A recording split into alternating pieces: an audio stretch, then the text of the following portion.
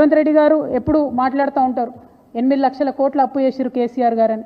నిన్నగాక మొన్న సెంట్రల్ గవర్నమెంట్కి సంబంధించినటువంటి వ్యక్తులే చెప్పిండ్రు ఈ రోజు కూడా రాష్ట్ర అప్పు 4,20,000 కోట్లు ఉందని చెప్పి సెంట్రల్ గవర్నమెంట్ నుంచి పార్లమెంట్లో ఇచ్చినటువంటి జవాబు ఆధారంగా చెప్పిండ్రు. కానీ ఈ 16 నెలల్లో రేవంత్ రెడ్డి గారు తీసుకొచ్చినటువంటి అప్పు 1,80,000 కోట్లు దాటిపోయింది. ఆ తర్వాత కొంచెం మేము స్టడీ చేసినాం, మరి 1,80,000 కోట్లు అప్పు తెచ్చిండు ముఖ్యమంత్రి గారు, ఈయన ఏం చేసిండు దీంతోనే అని. ఒక ప్రాజెక్టు కట్టలేదు, పూర్తిగా రైతు భరోసా ఇయ్యలేదు, పూర్తిగా రైతు బీమా ఇయ్యలేదు, పూర్తిగా రుణమాఫీ చేయలేదు, ఒక పెన్షన్ పెంచలేదు, తులం బంగారం ఇయ్యలేదు, మహాలక్ష్మి పథకం పెట్టలేదు, ఆడపిల్లలకు స్కీమ్ ఇయ్యలేదు, ఏమి ఇయ్యలేదు. కానీ తెచ్చిన 1,80,000 కోట్లు మాత్రం ఆరత కర్పూరం కరిగిపోయినట్టు కరిగిపోయినాయి.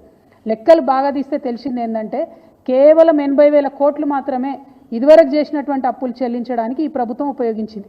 ఇంకా 1,00,000 కోట్లు ఎక్కడికి పోయినాయి? మరి ఆ జవాబు చెప్పాల్సినటువంటి అవసరం ప్రజలకు ఉంది. ఇవాళ నేను డెఫినెట్గా ఆధారాలతో ఆరోపణ చేస్తూ ఉన్నాను.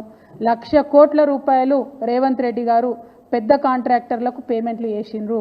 ఒక తట్టెడు మట్టి కూడా ఎత్తిపోయకుండా 1,00,000 కోట్ల రూపాయలను కాంట్రాక్టర్లకు పేమెంట్ చేసిరు. ఇక కాంగ్రెస్ సర్కార్ విషయం మీ అందరికీ తెలిసిందే.